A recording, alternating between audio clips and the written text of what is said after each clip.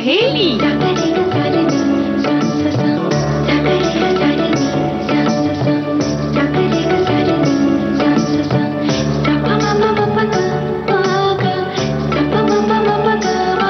सखी सहेली।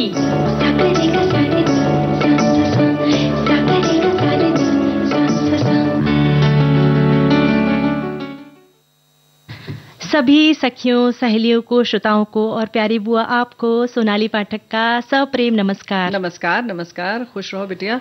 और हमारे श्रोताओं को, प्यारे बंधुओं को प्यारी बुआ का भी नमस्कार। तो बुआ का नमस्कार स्वीकार कीजिए, ढेर सारा आशीर्वाद भी साथ में दे रहे हैं जी। और आज विषय है जी, क्या है? आज हम कुछ विषय लेकर आए हैं, उनमें से एक है। अच्छा, कुछ लेकर आई? जी जी, कुछ नहीं लेकर आई। सहजन के फायदे।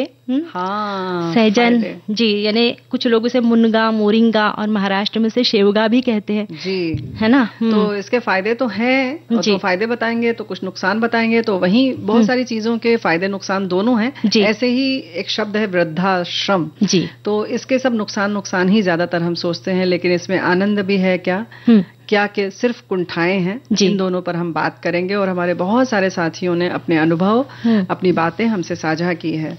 और कुछ ऐसी भी चीजें हैं कि जिनको हम देख नहीं सुन सकते, लेकिन हमारा पूरा जीवन, हमारा पूरा मनोभाव बदल देती हैं, और वो है खुशबू जी जी। तो गीत मंजरी में आज हम ढेर सारी खुशबू लेकर आएंगे, तरह तरह की। लेकिन चले वृद्धाश्रम की ओर। वृद्धाश्रम की ओर चले। हाँ, मतलब गाना सुनेंगे पहले। वहां पर चलने के पहले ऐसा थोड़ी है कि सिर्फ हम दुखी होंगे, तो गीत भी सुनेंगे पहले, तब चलेंगे। तो चलिए गीत सुनते हैं। हाँ,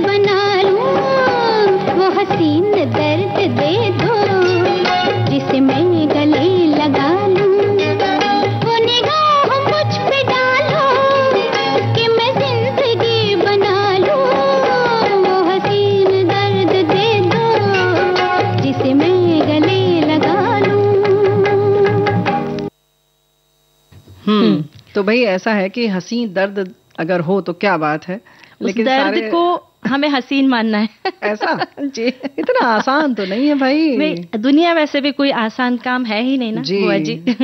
तो यानी अगर सबकी दुनिया बहुत सरल होती, बहुत आसान होती, तो जिंदगी कुछ अलग ही होती ना, मजा ही नहीं आता, ये भी तो सोचो। हाँ, और तो एक बात और है कि हमें सिर्फ अपनी ही जिंदगी बहुत मुश्किल लगती है, बाकी सबकी जिंदगी बहुत आसान लगती है। इसीलिए कहते हैं दूर के ढोल सुहावने होते हैं। लेकिन वृद्धाश्रम ऐसी जगह है कि दूर के ढोल हमेशा सबको दुखी करने वाले ही लगते हैं, ये एक आम धारणा है जी। लेकिन ऐसा नहीं लगता कि धीरे धीरे इसके प्रति हमें थोड़ी धारणा बदलनी चाहिए? हाँ, यानी हर क्षेत्र में हमें कहते हैं ना कि पॉजिटिव विचार करो, तो इस क्षेत्र में भी हमें पॉजिटिव सोचना चाहिए। देखो, पॉजिटिव सोचने के संग संग अगर व्यवहारिक तौर पर हम देखें तो बहुत हद तक इसमें इसकी जरूरत भी है समाज में, और बहुत अच्छे ऐसे इसमें प्रयोग भी हो रहे हैं ताकि हमको उसको देखने की जरूरत नहीं है, वो वाकई हैं अच्छे, है ना? जी जी। तो वैसे तो हमारे बहुत सारे साथियों ने लिखा है, इन्होंने लिखा है कि पुरातन काल से व्यक्तिगत संस्कार के लिए जीवन का विभाजन 4 आश्रम में किया गया था। इन्होंने लिखा है सब कुछ यहीं तक तो ठीक है, लेकिन आज 21वीं सदी में जब एक और आश्रम की बढ़ोतरी हो गई है, वो है वृद्धाश्रम। एकल परिवार प्रणाली के उद्भव का परिणाम है। पारिवारिक उपेक्षा, बेहतर अवसरों की तलाश में बच्चों का प्रवासन, पलायन, शिक्षा और प्रौद्योगिकी के मामले में नई पीढ़ियों के साथ तालमेल बिठा सकने में असमर्थता के कारण वृद्ध व्यक्तियों को वृद्धाश्रम की मजबूरन सहायता लेनी पड़ती है। ये सच्चाई है। जिस माता पिता ने हमें जन्म दिया, उंगली पकड़कर चलना सिखाया, पाल पोस कर इतना बड़ा किया, पढ़ाया लिखाया, वही माँ बाप जब चलने फिरने में असमर्थ हो जाते हैं, तब इन्होंने वही सब लिखा है कि लाठी बनकर सहारा देने की हमारी फर्ज और कर्तव्य बनता है। लेकिन ऐसा बहुत कम हो रहा है। इस बात पर मुझे फिल्म माँ बाप का गीत, जिसमें इस बात से जुड़ा खूबसूरत संदेश भरा गीत है, ले लो दुआएं माँ बाप की, सर से उठेगी गठरी पाप की जी। तो बात बिल्कुल सही कि सर से उतरेगी गठरी पाप की, ये बात बिल्कुल सच है। लेकिन क्या वृद्धाश्रम में रहते हुए रखते हुए माता पिता को क्या हम वो सुख सुविधा नहीं दे सकते? ऐसा भी सोचा जा सकता है। ये सोचा जा सकता है। और हमारे एक साथी लिखते हैं, मुझे ये पता नहीं कि उस आश्रम में आनंद आता होगा या कुंठित मन, लेकिन जो भुक्तभोगी है वो तो अपना दर्द बयां करते ही हैं। कुछ सच्ची घटनाओं से सोशल मीडिया के माध्यम से पता चलता है कि घर से निष्कासित होने पर कुंठाएं तो रहती ही है, पर जिंदगी को आनंद से जीने की कोशिश करते हैं। आजकल के माहौल को देखते हुए ऐसा लगता है कि भले ही अपने बेटे नाती पोते को नहीं देख पाए, पर उनके दर्द बांटने वाले हमदर्द होंगे वहाँ। ये बात बिल्कुल सही है कि ये तो परिवार की कमी जो खलती है जरूर। लेकिन क्या घर में रहकर जो हम परिवार में हैं, उनको क्या बस आंख से देख ले रहे हैं कि वाकई परिवार के सदस्य उनके संग समय साझा कर रहे हैं, उनके साथ समय बिता रहे हैं? जी, है ना? सिर्फ उनको आते जाते देख ले रहे हैं, ऐसा भी हो रहा है। जिम्मेदारियां भी बांटना है। नहीं, कहने के लिए है कि हम वृद्धाश्रम में नहीं है, घर में है, लेकिन क्या परिवार के सदस्यों से 2 वक्त की बातचीत भी हो पा रही है हमारी? ऐसा भी तो भागम भाग भरी जिंदगी है। हाँ। इतनी भाग दौड़ है कि वक्त की कमी हर किसी के पास में है। और जैसे इसमें इन्होंने कुछ लोगों ने बात लिखी है, तो कई बार ऐसा भी होता है ना बुआ जी कि उसके बारे में हम नकारात्मक ही सोचते हैं, पर कभी कभी ऐसा होता है कि कुछ दंपत्ति ऐसे होते हैं जो निसंतान है, या कुछ लोग ऐसे हैं जो विवाहित है, या फिर कुछ लोग के बच्चे जो हैं वो विदेशों में है, और वे बच्चे बोल रहे हैं कि आप आइए यहाँ पर विदेशों में हमारे पास रहने के लिए आइए, पर इनका मन नहीं लगता है। बिल्कुल। तब फिर भी इस तरह से व्यवस्था की गई है जी। पर ये बात उतनी ही है कि जो लोग आर्थिक रूप से संपन्न हैं, वो लोग इतने अच्छे तरह की, जिसमें बहुत सारी सुख सुविधाएं हैं, उन वृद्धाश्रमों का फायदा ले सकते हैं। हाँ, ले रहे हैं, ले भी रहे हैं बहुत सारे लोग। ये तो हर तरह से देखा जाए तो आदर्श स्थिति है जी। और कहने के लिए अगर जैसे हमने बार-बार हम इस बार इसलिए इंगित कर रहे हैं कि क्या घर में रह के हम उन्हें समय दे पा रहे हैं? समाज में तो लग रहा है कि अरे वाह, ये तो दादी बाबा सब साथ में रह रहे हैं, पोते पोती हैं, सब बड़ा अच्छा है, लेकिन क्या वो दुखी नहीं है? घर में भी दुखी हैं, लेकिन वृद्धाश्रम के नाम से हम बस उसको बड़े नकारात्मक तरीके से, बड़े हेय दृष्टि से देखते हैं। तो हमें लगता है ऐसा नहीं होना चाहिए। हमारे एक साथी लिख भी रहे हैं कि मेरे एक रिश्तेदार के यहाँ जहाँ पति पत्नी कामकाजी हैं, अक्सर उन्हें शहर से बाहर भी जाना पड़ता है। बच्चे बाहर पढ़ रहे हैं, पिता की मृत्यु के बाद माँ अकेली रह गई। ऐसे में पति पत्नी ने एक अच्छा सा वृद्धाश्रम सारी सुख सुविधाओं रहित ढूंढकर वहां अपनी माँ को एडमिट करवा दिया। माँ भी वहां बहुत खुश रहती है, पति पत्नी भी। जब कभी छुट्टी होती है तो माँ को अपने घर ले आते हैं, हंसी खुशी रहते हैं और फिर अपने जगह पर लौट जाते हैं। अगर सलाह मशविरा करके वृद्धाश्रम का ऑप्शन लेते हैं तो ठीक रहता है। और ये बात तो देखो, सलाह मशविरा के साथ जब माता पिता से अलग भी होकर रहते हैं ना, जैसे ठीक है बहुत अभी अक्षम नहीं है, वृद्ध नहीं हुए हैं, लेकिन कभी क्या होता है कि बेटे बहू अलग हो गए, तो बड़े हेय दृष्टि से देखा जाता है। तो कभी कभी अगर समझौते के साथ, एक सहमति के साथ, एक नियम बना करके हम इस समय मिलेंगे, हर त्योहार पर ऐसे मिलेंगे, हम ये करेंगे, तुम ये करोगे, और ऐसे अगर हम रह रहे हैं और खुश हैं दोनों स्वतंत्र रूप से, तो हमें नहीं लगता कि हर चीज बुरी होती है। जी जी। और आपने जो बात कही खुश रहने की, यानी समाज के लिए तो हम एक घर के भीतर रह के अगर बहुत लड़ाई झगड़े हो रहे तो भी दिखाते हैं कि बहुत खुश है। पर उससे बेहतर यह है ना कि दूर दूर रह के खुश रहा जा सकता है। क्योंकि क्या है कि हम बर्तन खटकने में देर नहीं लगती है। और भाई आजकल तो हम लोग कांच के बर्तन खरीद रहे हैं तो टूट जल्दी जाते हैं, तो बचने से पहले ही टूट जाते हैं। और कांच में जो दरार एक बार पड़ गई, नहीं बाद में मतलब टूट जाते हैं तब आवाज आती है ना, पहले आवाज ही नहीं आती है। तो ये समझिए कि कोई भी चीज समझौते से होती है तो हर चीज खराब नहीं होती। और कुछ ऐसा ही मतलब हम लोगों का कहना है, और हमारे बहुत सारे साथी देखिए अपने जो बात है व्यवहारिक रूप में जिनका अनुभव है वो बता भी रहे हैं। हमारे एक साथी लिखते हैं कि बुजुर्गों की सबसे बड़ी जरूरत यह महसूस करना है कि उन्हें महत्व दिया जाए, प्यार किया जाए और उनकी सराहना की जाए। उम्र बढ़ने के साथ अक्सर वे खुद को एम्प्टीनेस सिंड्रोम से जूझते हुए पाते हैं, जिसे उनके प्रियजनों और समाज ने पीछे छोड़ दिया है। साथ ही उम्र बढ़ने की शारीरिक और भावनात्मक चुनौतियां उन्हें अलग थलग और अकेला महसूस कराती है। सबसे बड़ा उपहार जो हम उन्हें दे सकते हैं वह है हमारा समय, ध्यान और स्नेह, ताकि वे सार्थक गतिविधियों में संलग्न रह सके और सामाजिक संबंध बनाए रख सके। क्या बात है, ये बात बिल्कुल सही है। और ये बात तो हम थोड़ा सा दूर रहकर भी कर सकते हैं। वही हमने कहा ना कि एक छत के नीचे क्या दीवारें नहीं होती हैं, मन की दीवार भी बहुत बड़ी होती है जी। तो बेहतर है कि दूर रहकर अगर आप समय समय पर ध्यान रख रहे हैं, छोटी छोटी चीज का ध्यान रख रहे हैं, उनकी भावनाओं की कदर कर रहे हैं, तो समझिए कि बस सोने पर सुहागा है। और हर बार जो है वृद्धाश्रम खराब नहीं होता है जी। तो इस बात को ध्यान रखना चाहिए, क्योंकि आमतौर पर हम इन चीजों को बड़ी तेजी से नकार देते हैं। जी जी जी जी। और क्यों उनको हम उम्र लोग मिल जाते हैं, कभी कभी बहू के संग या बेटी के संग भी बातचीत करने में वो मजा नहीं आता जो हमें अपनी उम्र के लोगों के संग आता है। जी। अच्छा, बहुत सारे वृद्धाश्रम ऐसे हैं कि जो उनकी उम्र के हिसाब से उनकी गतिविधियां कराते हैं, खेल खिलाते हैं, बहुत ढेर सारी चीजें हैं, तो उनके बारे में हम बात करेंगे। और एक लेते हैं ब्रेक।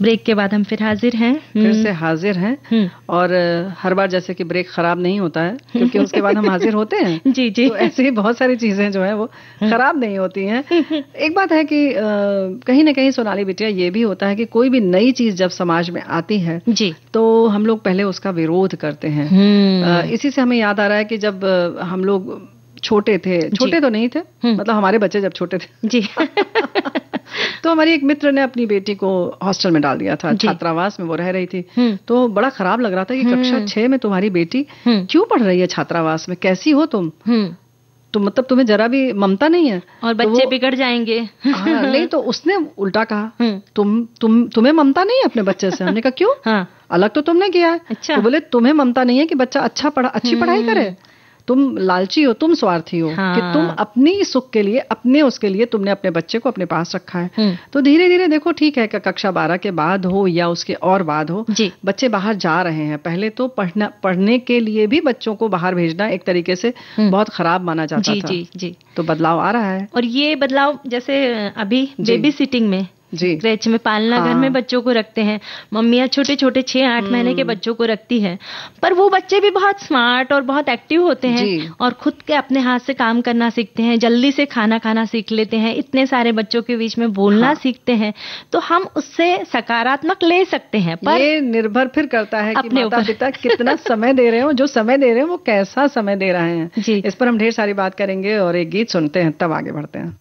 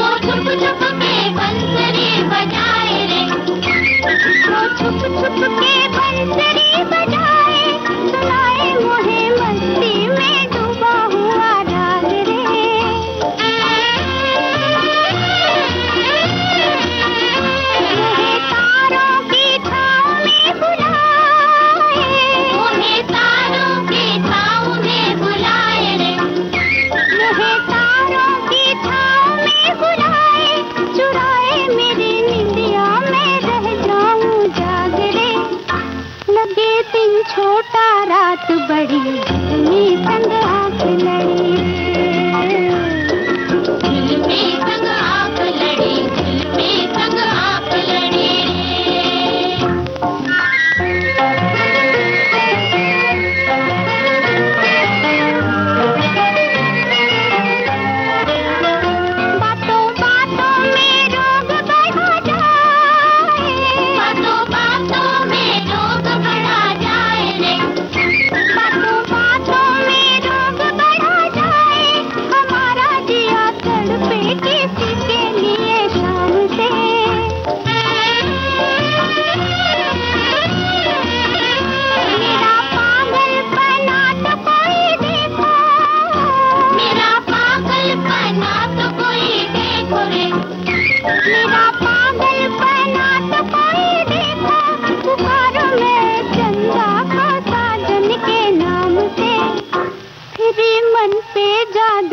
खड़ी जुल्मी संग आंख लड़ी रे,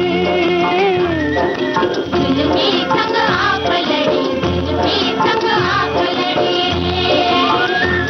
मैं कासे कहूँ रे सखी, कासे कहूँ, जाने कैसी ये घात पड़ी, जुल्मी संग आंख लड़ी रे, जुल्मी संग आंख लड़ी, जुल्मी संग आंख लड़ी।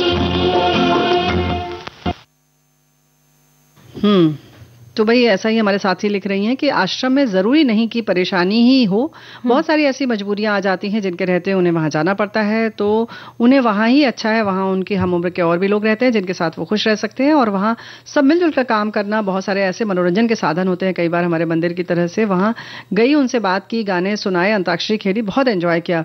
उनके साथ बहुत खुश थे वे लोग। एक दो जन ऐसे भी मिले जो अपने घर को बहुत याद कर रहे थे, उदास थे। हम सब ने उन्हें बहुत समझाया। तो देखो ऐसा है कि हम लोग जैसे कह रहे हैं ना कि केवल अच्छी अच्छी बात, तो ऐसा नहीं है, दुखी भी लोग रहते हैं। जी जी। तो बात फिर वही है कि घर में भी बहुत सारे लोग दुखी रहते हैं, है ना। पर हम लोग घर वाले दुख को बोलते कि नहीं ठीक है ना, घर में दुख तो होता ही है। हाँ, पर वृद्धाश्रम वाले दुख हो तो हम सभी उंगलियां दिखाने लगते हैं। और खास तौर से जो बेटे बहू या बेटी है जिसने भी रखा है, यानी कि जो दूसरी पीढ़ी है, उनके ऊपर सारे इल्जाम लगाने लगते हैं जी। तो कहीं ना कहीं देखना चाहिए। कभी कभी बड़े बुजुर्ग जो होते हैं वो भी नहीं समझौता करना चाहते हैं। जैसे तुमने बाहर जाने की बात कही, केवल विदेश नहीं, हमारे देश में रहते हुए भी किसी और देश में भी वो नहीं चाहते। कहते हैं अरे 70 साल हमने इस यहाँ पे गुजारा है, आसपास ये वातावरण नहीं छोड़ सकते, बहुत ठंड है वहाँ पे, हमें वहाँ की ठंड नहीं सहन होती है। फिर कहते हैं कि वहाँ पे हमारे दोस्त नहीं है, फिर मेडिकल की सुविधाएं भी नहीं है, हमारे डॉक्टर से ही हम ठीक होते हैं। तो ऐसे है ना, बहुत सारी ऐसी बातें होती है। पर वैसे ये भी है ना बुआ जी कि समाज में हो रहे बदलाव को हमें स्वीकारना जरूरी है। पर अगर वृद्धावस्था में अपनी मनपसंद जीवन जीना चाहते हैं तो अपनी सेहत का ख्याल, पैसे का प्रबंधन अच्छी तरह से करना चाहिए, और ये व्यवस्था युवावस्था से ही करनी चाहिए। हाँ, यही तो हम कह रहे हैं भाई कि ये सारी चीजें, कोई भी चीज की आदत होना, वो युवावस्था से अगर नहीं हुई तो आप अचानक से 60-70 साल की उम्र में ऐसा नहीं कर पाएंगे। तो बिल्कुल सही बात है कि कोशिश तो यही होनी चाहिए परिवार के सदस्यों की भी कि जो बुजुर्ग हैं हमारे, उनको वृद्धाश्रम में न छोड़ा जाए और ये वृद्धाश्रम न बने। लेकिन बहुत सारे ऐसे लोग भी हैं कि जो स्वयं जाकर वहां पर समय देते भी हैं समय, कि वहां के और लोगों का जाके मनोरंजन करते हैं। ऐसे ही हमारे साथी ने लिखा है ना कि इन्होंने लिखा कि ऐसी नौबत आ गई कि वृद्धाश्रम में किसी स्वजन को छोड़ने जाना पड़ा, तब छोड़ा ही नहीं तो मिलने जाने का प्रश्न नहीं उठता। रही बात वृद्धाश्रम में रहने वालों के आनंद अथवा कुंठा की, तो उनका उत्तर आसान नहीं है। पुणे में हाल में ही इन्होंने लिखा कि एक नाम सोसाइटी में फ्लैट बनाए गए हैं जो वृद्धजन ही खरीदकर स्वामी की तरह रह सकते हैं। अच्छा। वहां उनके लिए क्लब, लाइब्रेरी, डॉक्टरी सुविधा आदि वो सब कुछ उपलब्ध है जो शहर में उनके घर के निकट नहीं मिलता। इससे समझा जा सकता है कि इस तरह के फ्लैट लेकर रहने से स्वामित्व के साथ साथ स्वतंत्रता की इच्छा भी पूरी होती है, और सभी निवासी हम उम्र के हैं तो वैचारिक मतभेद का सवाल भी नहीं उठता। दूसरे शब्दों में कहें तो ये सुविधा उनकी खुशी और सम्मान को दोबारा लौटाने की पहल है। क्या बात तो है? ये पहल वाकई अच्छी है। पर जैसे कि मैंने कहा कि आर्थिक रूप से हमें संपन्न होना चाहिए, जिसकी तैयारी युवावस्था से करना चाहिए। साथ ही युवावस्था से एक और तैयारी करना चाहिए बुआ जी, वो है कि हमारे संबंधों में, रिश्तों में मिठास होनी चाहिए। ये नहीं कि मैं अभी युवा हूँ बहुत शक्तिशाली हूँ मैं, बहुत शक्ति है तो मैं कैसे भी व्यवहार करूंगा।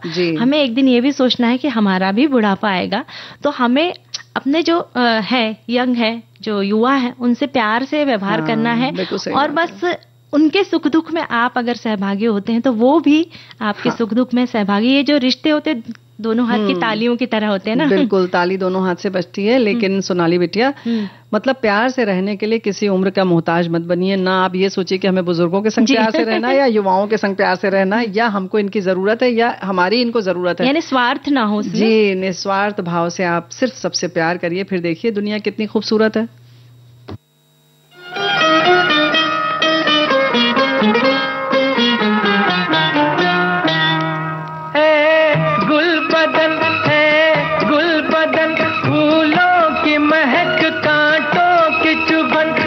देख के कहता है मेरा मन, कहीं आज किसी से मोहब्बत ना हो जाए, कहीं आज किसी से मोहब्बत ना हो जाए। गुल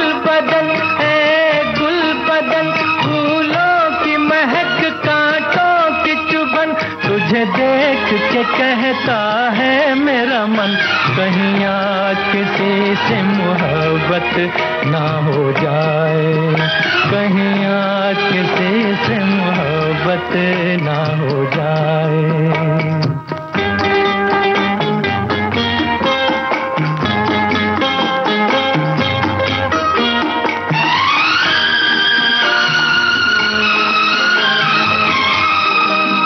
क्या हंसी मोड़ पर आ गई जिंदगानी, के हकीकत न बन जाए मेरी कहानी। क्या हंसी मोड़ पर आ गई जिंदगानी, के हकीकत न बन जाए मेरी कहानी। जब आहें भरे ये ठंडी पवन, सीने में सुलग उठती है अगन, तुझे देख के कहता है मेरा मन, कहीं आज किसी से मोहब्बत ना हो जाए, कहीं आज किसी से मोहब्बत ना हो जाए।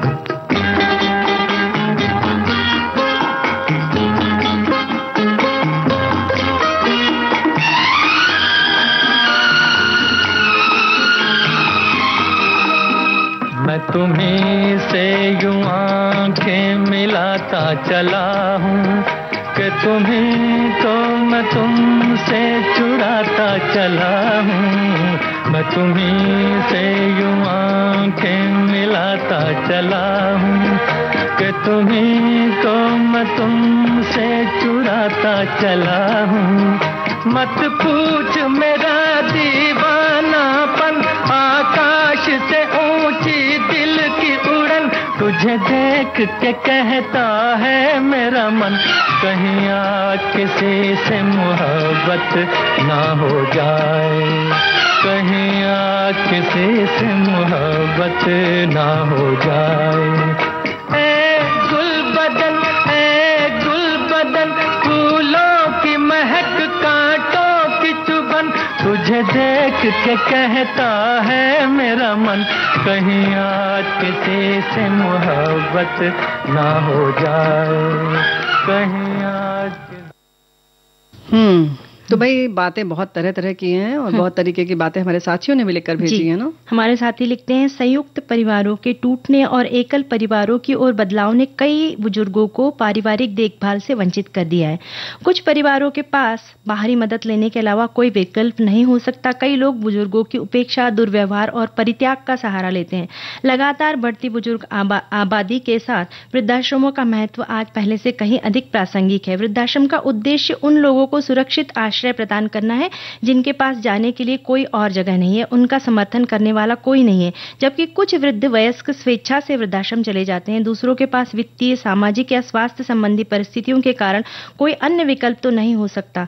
वृद्धाश्रम या तो निजी हो सकते हैं या फिर इनका उद्देश्य जो है या यहाँ ये लिख रहे हैं ना कि सरकारी या गैर सरकारी या गैर लाभकारी संगठनों द्वारा संचालित किया जा सकता है। ये बात बिल्कुल सही है, बहुत सारे, और जाहिर है लोगों को जरूरत भी होगी, तभी ये चल रहे हैं। वृद्धाश्रम, वृद्ध आश्रम और अस्पताल में कोई अंतर नहीं है, दोनों में सुख सुविधा होती है, किंतु अपनों की कमी खलती है, अपने नजर नहीं आते हैं। ये हमारे साथी ने लिखकर भेजा है। बात बिल्कुल सही है और ये खलती ही है जी। लेकिन कहीं ना कहीं हमें सामंजस्य स्थापित करना पड़ता है। कभी कभी घर में रहते हैं हम तो हमारी आंख में आंसू रोज एक बार आ ही जाता है, तब हमें लगता है कि हमें दिख तो रहे हैं लेकिन ये बात नहीं कर रहे हैं, हमारी बात सुन नहीं रहे। अगर बात कर रहे हैं तो सुन नहीं रहे हैं जी। तो कहीं ना कहीं अगर हमारी अपेक्षाएं हम थोड़ी सी सीमित कर लें तो शायद हम सब जगह सामंजस्य स्थापित कर लेंगे। ये किसी ने कहा है ना बुआ जी की अपेक्षाएं करते हैं हमें तो उपेक्षा भी मिलती है। तो ये दोनों तरफ से है। ये हमारा बार बार ये कहने का हमारे श्रोता मतलब न लगाएं कि हम वृद्धों से ही ये बात कह रहे हैं। ये बच्चे जो हैं वो भी हैं, ये भी समझे इस बात को, और कोई भी जो है वो आज जो जवान है वो भी कल वृद्ध होगा ही होगा ना। जी जी जी। तो ये सबके लिए बात लागू होती है। और अब हम लेते हैं ब्रेक।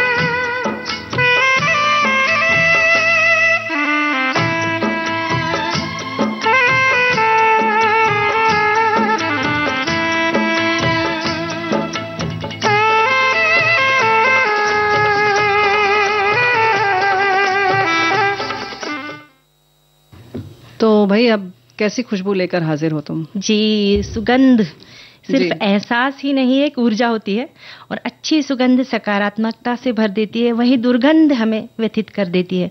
सुगंध उस जगह से हमें जोड़े रखती है। ऐसा लगता है कि इस खुशबू को अपनी सांसों में भर भर के रख ले, इन्हें समेट कर रख ले, ताकि इसकी ताजगी हमें हमेशा आनंदित करती रहे। जी हाँ, क्योंकि सुगंध में ऐसी शक्ति होती है जो हमें अलग अलग एहसास कराती है और वहीं अलग अलग जगहों की सैर भी करा जाती है। रसोई घर से आने वाली पकवानों की खुशबू जो है हमारी भूख जगाती है, हमें आनंदित करती है। तो ऐसी ही बहुत सारी खुशबू जो है हमें तरोताज़ा कर देती है। बचपन का वो खेल का मैदान हो या फिर विद्यालय की कक्षा में से आने वाली वो ब्लैक बोर्ड या चौक की खुशबू, जी हाँ, और फिर पुस्तकालय से मिलने वाली पुस्तकों की खुशबू, और ऐसे ही कोई प्यारा सा हमारा बचपन के खेल वाला जो मैदान हो जिसका बाग बगीचा आज भी हमारी सांसों में समाया हुआ है।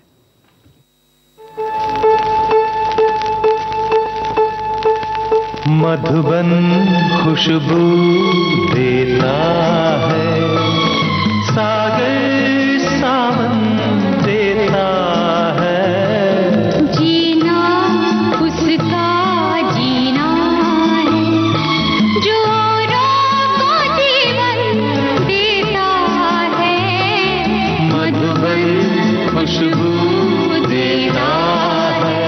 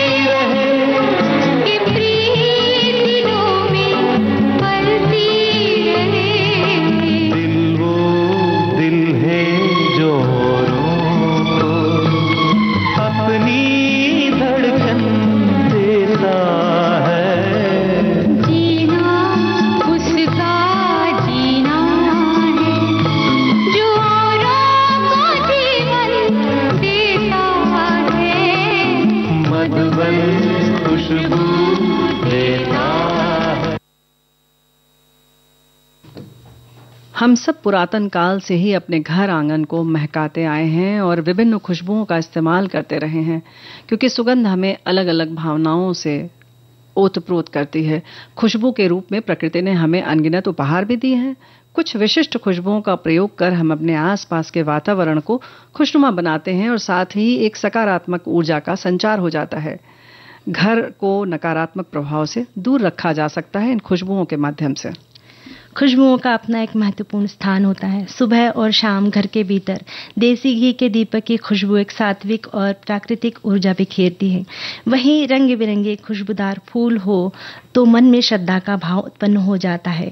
साथ ही उसी भाव से बनाया गया जो प्रसाद का भोग उस वातावरण को और ही पावन बना देता है। इस तरह हमारी जीवनदायी ऊर्जा में वृद्धि हो जाती है और पूरा हमारा मन नव कोपल की तरह खिल जाता है।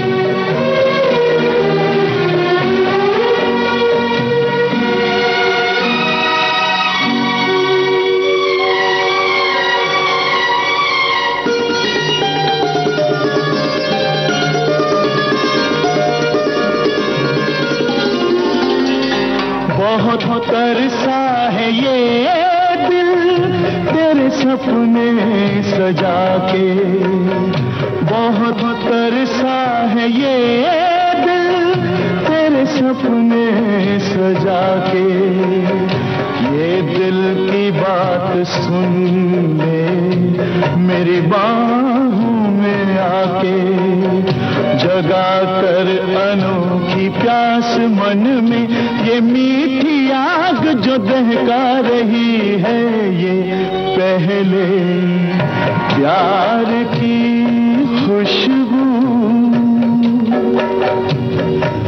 तेरी सांसों से शायद आ रही है, मेरी सांसों को जो महका रही है।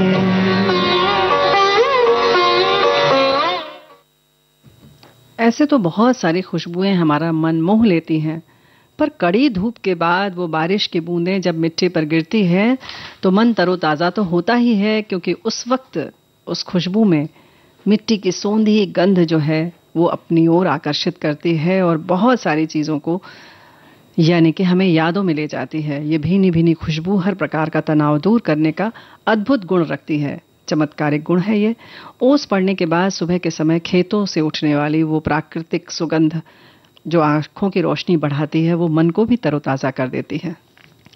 खुशबू यानी आनंद की अनुभूति, सकारात्मक ऊर्जा या प्राकृतिक औषधि है। तभी तो जन्मदिवस हो या फिर कोई अन्य समारोह हो, हम गुलदस्ता भेंट करते हैं। प्राचीन काल में राजा महाराजाओं द्वारा अपने महल, वस्त्रों, विभिन्न कक्षों और मुख्य द्वार पर अलग अलग अवसरों पर अलग अलग इत्र और सुगंधित तेलों का प्रयोग किया जाता था, क्योंकि खुशबू के प्रयोग से वातावरण को सजीव बनाया जा सकता है। खुशबू वो उमंग है, वो उत्साह है, वो आनंद है जिसे सिर्फ हम महसूस कर सकते हैं।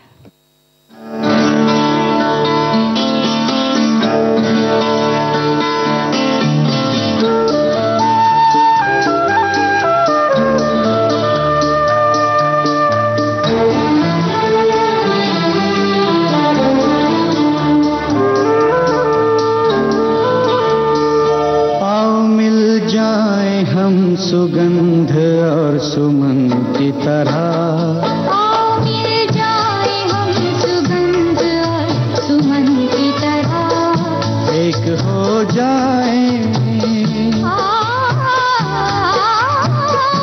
एक हो जाए चलो जान और बदन की तरह।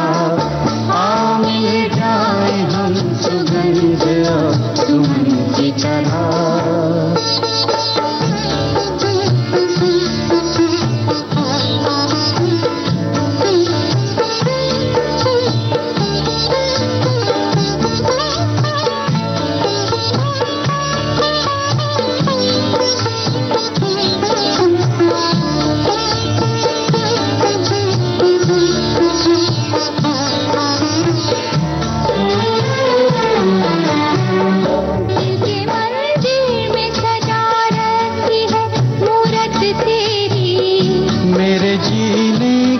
सूरत है ये सूरत तेरी, रात दिन साथ रहो, रात दिन साथ रहो, सीने में धड़कन की तरह। मिल जाए हम सुगंध और सुमन की तरह। मिल जाए हम सुगंध और सुमन की तरह। एक हो जाए चलो जान और बदन की तरह। मिल जाए हम सुगंध और सुमन की तरह।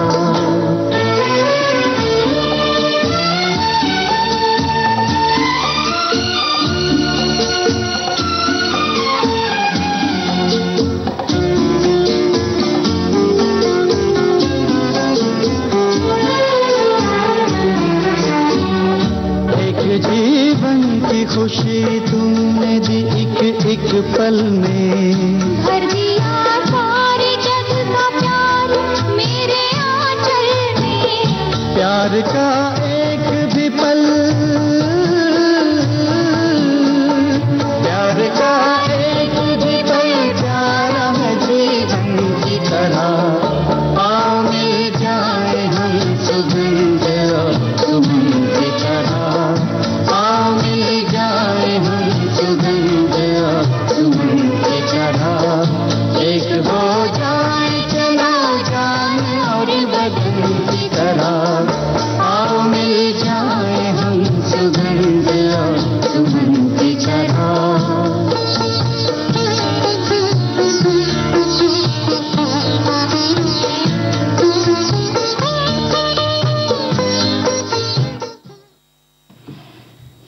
तो भाई सहजन खा लिया जाए क्योंकि आजकल बहुत हो रहा है, औषधि गुणों की खान है। तो हो भी तो रहा है बहुत ज्यादा, देखो जिधर उधर सब तरफ लगा हुआ है, वैसे परेशानी भी है। हमारे साथी लिख रहे हैं कि सहजन, जिसे हमारे यहाँ लोकल भाषा में मुनगा भी कहते हैं, मेरे घर के बगीचे में ही लगा है, जिसके फूल और फलियां मेरे पड़ोसियों के साथ साथ मेरे रिश्तेदारों तक भी भेज दिया करता हूँ। लेकिन इस साल ऐसा दुर्भाग्य रहा कि जैसे ही पेड़ में फूल फलियां लगती उसी समय मौसम बिगड़ जाता, बारिश हो जाती, तो फूल फलियां खराब होकर काली पड़ गई। ऐसा 3 बार हुआ, किसी को भी फूल फलियां खाने को नहीं मिली। हमारे क्षेत्र में सहजन की फूल फलियों से सब्जियों के अलावा कढ़ी बनाई जाती है, जो बहुत स्वादिष्ट होती है।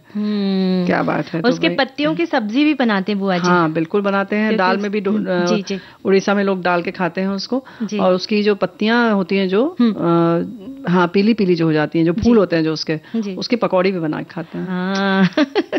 इन्हें पकौड़ी चाहिए हमारे। हाँ चाहिए, तला हुआ तो चाहिए। यानी फिर ठीक है, उसमें उसके जो फायदे कम हो जाए तो चलेंगे, पर स्वाद को हमें महत्व देना चाहिए। हाँ, नहीं लेकिन इस समय हम तो भाई बात को महत्व देंगे, क्योंकि इसकी पत्तियों में जो है vitamin A, B1, B2, B6, vitamin C और फॉलेट का समृद्ध स्रोत है, और साथ ही magnesium, calcium, zinc, iron, phosphate और फॉस्फोरस प्रचुर मात्रा में पाया जाता है। तो सभी चीजें इसकी गुणकारी होती हैं, फली भी, पत्तियां भी। और कहते हैं कि इसके पत्तों में संतरे से 7 गुना ज्यादा विटामिन सी, केले से 15 गुना ज्यादा पोटेशियम पाया जाता है। जी, और अगर आप वजन कम करना चाहते हैं तो सहजन की पत्ती का काढ़ा बनाकर पीने से उसका वजन कम होता है। अच्छा, और साथ उसका वजन कम होता है, पत्ती का उसका तो कम होगा, हमारा भी कम हो जाएगा। हमारा भी कम हो जाएगा, वो तो गायब हो जाएगी। और साथ ही हड्डियों को भी मजबूती मिलती है, क्योंकि इसमें कैल्शियम प्रचुर मात्रा में उपस्थित होता है। तो भाई ऐसा है कि फायदेमंद बहुत है। और हमारे साथी ने एक और भी लिखकर भेजा है कि औषधीय गुणों की खान है, इसको मुनगा सुट्टी और हमारे इसी नाम से बुलाया जाता है। रोड के किनारे घरों के आते में पार्क में पूरा पेड़ फूल से लदे हुए हैं। सुबह पार्क में जाते समय इनकी अच्छी भीनी भीनी खुशबू आती है, मन खुश हो जाता है। पतली वाली सहजन भी आ गई है, जिसकी बड़ी सी लज्जतदार सब्जी बनती है। बिहार में उसे लोग बड़े चाव से खाते हैं। चैत महीने में खाने से पेट की बीमारी और चेचक, रक्तचाप से इसका बचाव होता है। वैसे सहजन के ढेरों फायदे हैं। इसकी पत्ते की साग, चटनी, फूल की सब्जियां, पकौड़ी बनाकर खाते हैं। पूरे साल मिलने वाली सब्जियों में आता है। पर इस मौसम के सहजन की फली की बात ही अलग होती है जी, मुलायम होती है ना। हाँ, बहुत स्वादिष्ट होती है। सांबर तो सहजन के बिना अधूरा ही था जी।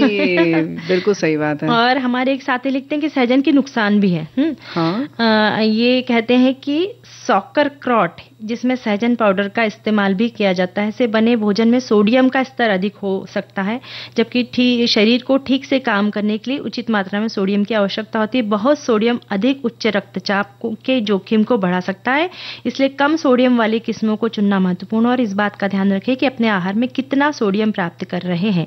यानी अगर आपको हाई बीपी वगैरह है, या फिर अगर यूरिक एसिड बढ़ा हुआ है, तो फिर डॉक्टर की सलाह से ही इसका सेवन करें। साथ ही मैंने एक जगह पढ़ा था बुआ जी की गर्भवती महिलाएं जो है वे भी डॉक्टर से पूछ के ही सहजन का सेवन करें। हमारे साथी भी लिख रहे हैं कि डिलीवरी के तुरंत बाद सहजन खाने से बचे। सहजन के बीज, खाल आदि का प्रयोग प्रसव के तुरंत बाद खतरनाक है। बच्चे को जन्म देने के बाद भी सहजन का सेवन करने से पहले अपने डॉक्टर से सलाह जरूर लें। ये भी हमारे साथी लिख रहे हैं। और हमारे साथी ये भी लिख रहे हैं कुछ 4 महीने पहले सहजन का एक पौधा हम लोगों ने मिलजुल कर अपने घर के पास पार्क में लगाया। वो पौधा अब काफी बड़ा हो चुका है। सहजन के विषय में कुछ अधिक जानकारी नहीं है, केवल इतना ही मालूम है कि सहजन का इस्तेमाल औषधीय रूप में होता है। सुना है बहुत लाभदायक होता है। नहीं, आप खा भी सकते हैं भाई, इसकी सब्जी, पकौड़ियाँ, सब चीज खाइए, दाल में मिलाकर खाइए। और बहुत स्वादिष्ट होता है ना ये जी। और गीत भी बहुत मीठा होता है। जी, सुनते हैं। छुपने वाले सामने आ, छुप छुप के मेरा जी न जला। सूरज से किरण, बादल से पवन, कब तलक छुपेगी ये तो बता। छुपने वाले सामने आ।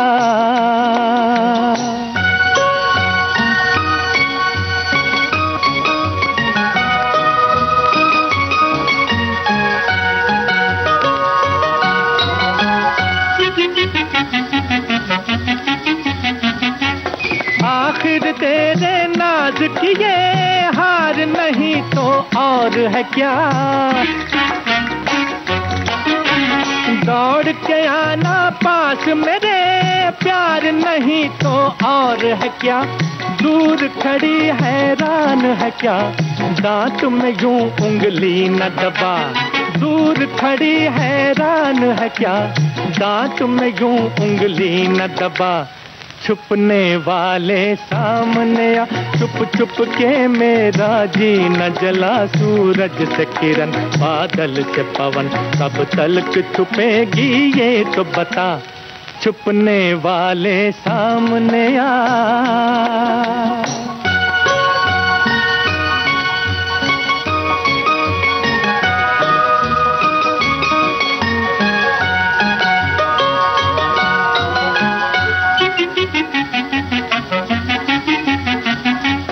ऊपर नीचे सांस हुई, कोमल तन बल खा ही गया, सुनकर मेरी बात सनम तुझको पसीना आ ही गया, अब दिल की धड़कन न छुपा, सर न झटक आंखें न दिखा, ओ छुपने वाले सामने आ, चुप चुप के मेरा जी न जला, सूरज से किरण बादल से पवन, कब तलक छुपेगी ये तो बता, छुपने वाले सामने आ।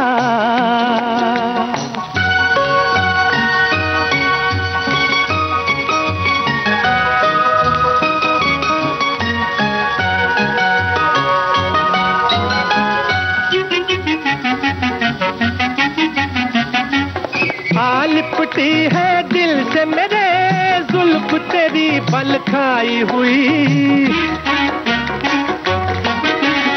देख रहा हूँ तेरी नजर अपनी नजर तक आई हुई, गालों पर जुल्फे न गिरा, तू है कयामत मैं हूँ बला, गालों पर जुल्फे न गिरा, तू है कयामत मैं हूँ बला, छुपने वाले सामने आ, चुप चुप के मेरा जी न जला, सूरज से किरण बादल से पवन, कब तलक छुपेगी ये तो बता, छुपने वाले सामने।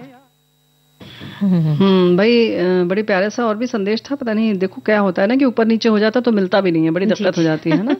जी, हमारे एक साथी लिखते हैं, सहजन के पेड़ का लगभग हर भाग खाने योग्य होता है, लोग इनका उपयोग पारंपरिक हर्बल दवाओं विशेषकर फली और पत्तियों में करते हैं, हालांकि सहजन को उसके मूल रूप में ही खाना हमेशा बेहतर होता है।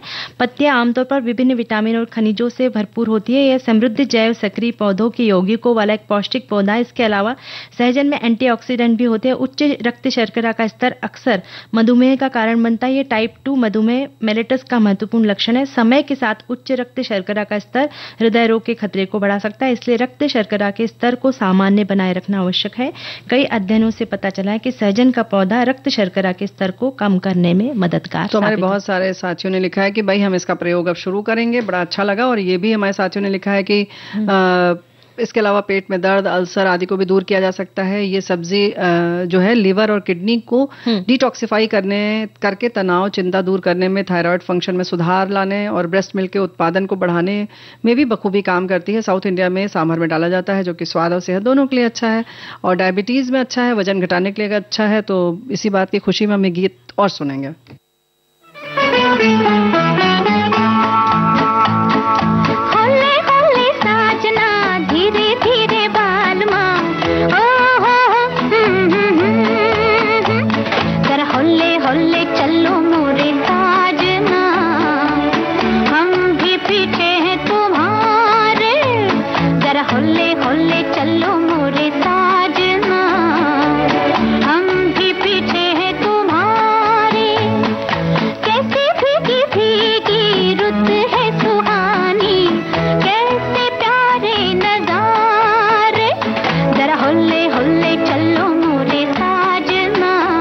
चलो मोरे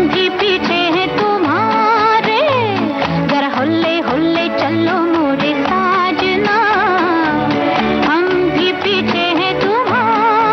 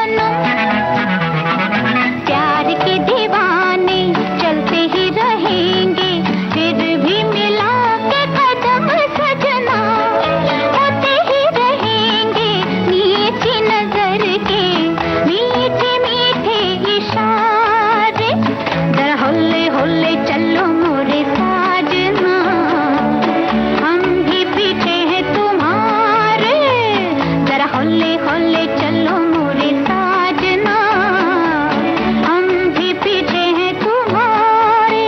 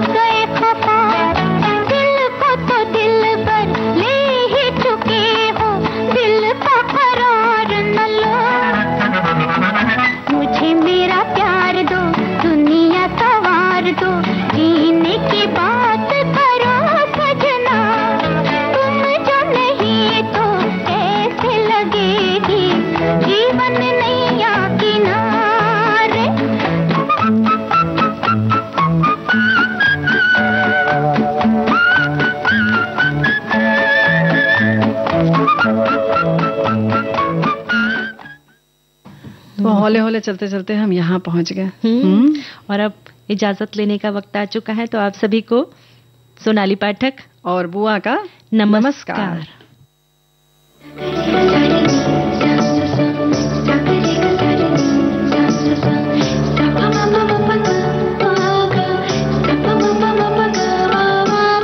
सखी सहेली।